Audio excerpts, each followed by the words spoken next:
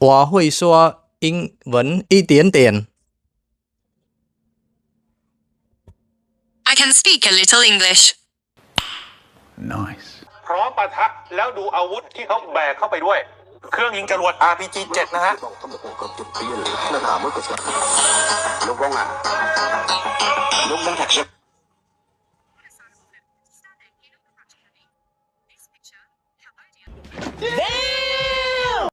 កម្មវិធីនេះគឺងាយស្រួលសម្រាប់បងប្អូនទាំងអស់គ្នាដែលធ្វើដំណើរទៅក្រៅប្រទេសព្រោះអីវាអាចបកប្រែបានជាភាសាផ្សេងៗជាច្រើននៅក្នុងទូរស័ព្ទ Galaxy M25 Ultra ហើយក៏វាអាចប្រើបាននៅលើ Galaxy ផ្សេងៗដូចជា24 Fold 6 Fold 7អីចឹងទៅកម្មវិធីហ្នឹងគឺគេហៅថា interpreter ការបកប្រែហើយកម្មវិធីនេះគឺអត់ចាំបាច់ត្រូវការអ៊ីនធឺណិតទេបងប្អូនបិទ Flight Mode ក៏បងប្អូនអាចបកប្រែបានដែរហើយខ្ញុំនឹងបង្ហាញមុខងារពិសេសមួយទៀតនៅក្នុងកម្មវិធីនេះគឺគេហៅថា listening mode អញ្ចឹងឥឡូវនេះគឺខ្ញុំបង្ហាញគេហៅថា interpreter mode នៅក្នុងនេះគឺខ្ញុំឲ្យបកប្រែខ្ញុំប្រើភាសាអង់គ្លេសហើយម្នាក់ទៀតគឺប្រើភាសាចិនអញ្ចឹងខ្ញុំនឹងនិយាយជាភាសាអង់គ្លេសទៅដើម្បីឲ្យទូរស័ព្ទនឹងបកប្រែជាភាសាចិនឲ្យគេម្នាក់ទៀតស្ដាប់ហើយខ្ញុំសូមបញ្ជាក់ម្ដងទៀតអត់ត្រូវការអ៊ីនធឺណិតទេគឺបងប្អូនបិទ flight mode ក៏ប្រើប្រាស់បានដែរសំខាន់បងប្អូន download language pack ទុកនៅក្នុងទូរស័ព្ទនឹងរួចជាស្រេចហើយខ្ញុំសូមបញ្ជាក់បន្តិចសូមអធិស្ឋានតាក់ទងជាមួយនឹងភាសាជាតិរបស់យើងភាសាខ្មែរយើងគឺអត់ទាន់ available ទេអញ្ចឹងគឺបងប្អូនគ្រាន់ថាសម្រាប់បងប្អូនដែលប្រើប្រាស់នឹងទូរស័ព្ទនេះដែលអាចប្រើប្រាស់ភាសាអង់គ្លេសបានគឺបងប្អូនអាចយកចំណុចមានប្រយោជន៍ហ្នឹងអាចប្រើប្រាស់បានបាទអញ្ចឹងខ្ញុំកុំឲ្យបង្អង់យូរគឺដំបូងគឺបងប្អូនអូសខាងលើបាទអូសចុះក្រោមហើយបន្ទាប់មកបងប្អូនយកពាក្យថាinterpreter នេះ interpreter បងប្អូនឃើញទេ interpreter អញ្ចឹងចុចលើនេះ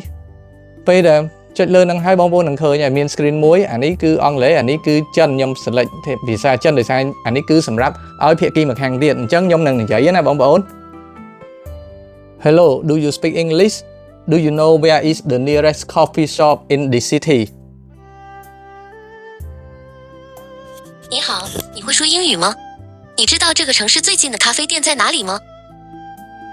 ឃើញទេបងប្អូនឥឡូវខ្ញុំសាកនិយាយចិនឲ្យវាបកប្រែវិញណាដោយសារខ្ញុំចេះចិនតិចតួចដែរអូខេ我会说英文一点点 I can speak a little English. ឃើញទេបងប្អូនអញ្ចឹងគឺវាងាយស្រួលក្នុងការប្រើប្រាស់ហើយបងប្អូនអាចបកប្រែភាសាជាច្រើនបានដូចជាមានភាសាទាំងលេខ2ភាសាបារាំងវៀតណាមអារ៉ាប់ឥណ្ឌាឥណ្ឌូនេស៊ីជប៉ុនប៉ូឡូញរុស្ស៊ីស្ប៉ាញជាច្រើនទៀតសំខាន់គឺបងប្អូន download ទុកនៅក្នុងហ្នឹងសិនវាបានប្រហែលភាសាវាច្រើនមែនតើហើយបញ្ជាក់អត់ត្រូវការអ៊ីនធឺណិតទេអូខេអញ្ចឹងនេះគឺជាការបកប្រែបងប្អូនបានន័យថាបងប្អូនយកទៅក្រៅប្រទេសជួបជាមួយនឹងបរទេសដែលគាត់មិនអាចប្រើភាសាអង់គ្លេសបានយើងអាចប្រើភាសាអង់គ្លេសបានយើងអាចប្រើទូរស័ព្ទនេះដើម្បី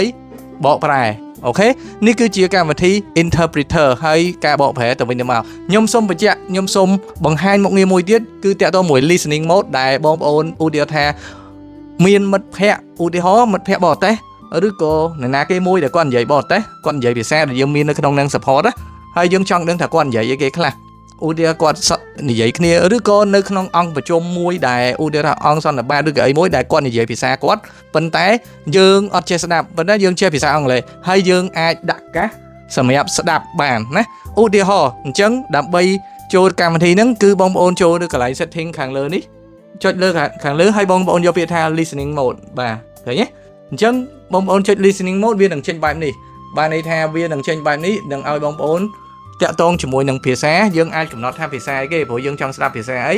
ឧទាហរណ៍នេះភាសារបស់គេអញ្ចឹងខ្ញុំដាក់ភាសារបស់គេឧទាហរណ៍ដោយសារទីទៀតខ្ញុំធ្វើ demonstrate បងប្អូនមើលខ្ញុំដាក់ភាសាហ្នឹងហើយបកប្រែជាភាសាអង់គ្លេសខ្ញុំប៉ុន្តែតម្រូវឲ្យបងប្អូនពាក់កាស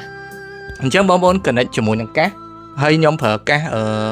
បាត់ស្រីអញ្ចឹងខ្ញុំប្រើកាសដើម្បីស្ដាប់បណ្ដាហើយវាលោតអក្សរនៅលើនឹងបណ្ដាអូខេអញ្ចឹងខ្ញុំប្រើកាស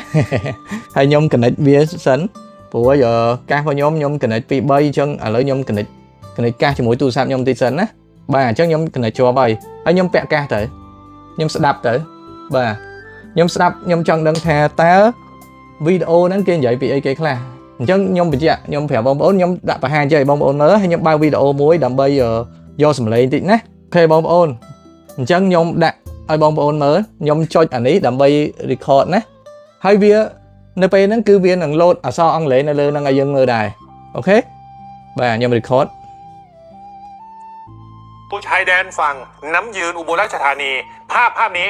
กัมพูชาเขาบอกเลยนะครับเขาพร้อมปะทะแล้วดูอาวุธที่เขาแบกเข้าไปด้วย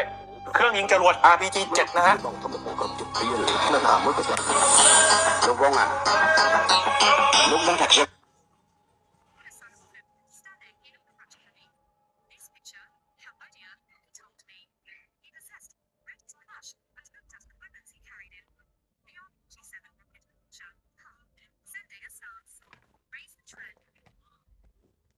OK បងប្អូនអញ្ចឹងខ្ញុំអានេះខ្ញុំគ្រាន់តែឲ្យមើលព្រោះឯសំឡេងវាលឺនៅលើនេះវាអត់លឺនៅក្នុងនេះទេដោយសារបើសិនជាយើងដាក់ listening mode បានន័យថាយើងបានតែស្ដាប់ទេយើងអត់អាចបកប្រែទៅយើងអត់អាចនិយាយបានទេអញ្ចឹងគឺការងារនេះគឺសម្រាប់បងប្អូនណាដែលចង់ស្ដាប់នៅក្នុងអង្គប្រជុំឬក៏នៅក្នុងកម្មវិធីអីមួយដែរឧទាហរណ៍ថាគេនិយាយភាសានោះប៉ុន្តែយើងអត់ចេះស្ដាប់ទេតែយើងចេះភាសាអង់គ្លេសអញ្ចឹងយើងប្រើមានការជំនួយមានទូរស័ព្ទដាក់កាស connect មួយទូរស័ព្ទហើយដាក់ទូរស័ព្ទហ្នឹងនៅចិត្តកន្លែងគេនិយាយឬក៏កន្លែងណាក៏ដោយឲ្យតែវាស្រូបសំឡេងបានវានឹងបកប្រែឲ្យយើងហើយវាមានទាំងឧទាហរណ៍គេនិយាយអីមានអក្សរនៅលើនេះវាមានអក្សរនៅលើហ្នឹងហើយវាបកប្រែនៅក្រោមនេះឲ្យយើងដែរណាវាមានអក្សរឲ្យយើងហើយវាបញ្ជូនសំឡេងឲ្យយើងអានេះគឺគេហៅថាកម្មវិធី listening mode ហើយខ្ញុំសូមបញ្ជាក់ម្ដងទៀតបងប្អូនអត់ត្រូវការអ៊ីនធឺណិតទេឲ្យតែបងប្អូន download ភាសា language pack នៅក្នុងទូរស័ព្ទ Samsung បងប្អូនហើយសូមបញ្ជាក់ទៀតតើតែទូរស័ព្ទហ្នឹងសេរីប្រើ Galaxy AI បានហើយវាដូចជាដំណើរការចាប់ពី A24 ឡើងទៅឬក៏ Full Set ឡើងទៅ A23 update ដូចជាមានដែរអញ្ចឹងបងប្អូនអាចសាកល្បងបានណាកម្មវិធីហ្នឹងគេហៅថាកម្មវិធី interpreter mode interpreter ការបកប្រែណាអាចបកប្រែភាសាជាច្រើនខ្ញុំប្រើមុខងារនេះច្រើនដែរវីដេអូថ្ងៃហ្នឹងតែប៉ុណ្្នឹងឯងបងប្អូនទាំងអស់គ្នាហើយចង់បង្ហាញបងប្អូនតែប៉ុណ្្នឹងហើយបើសិនជាគិតថាវាល្អកុំភ្លេចជួយ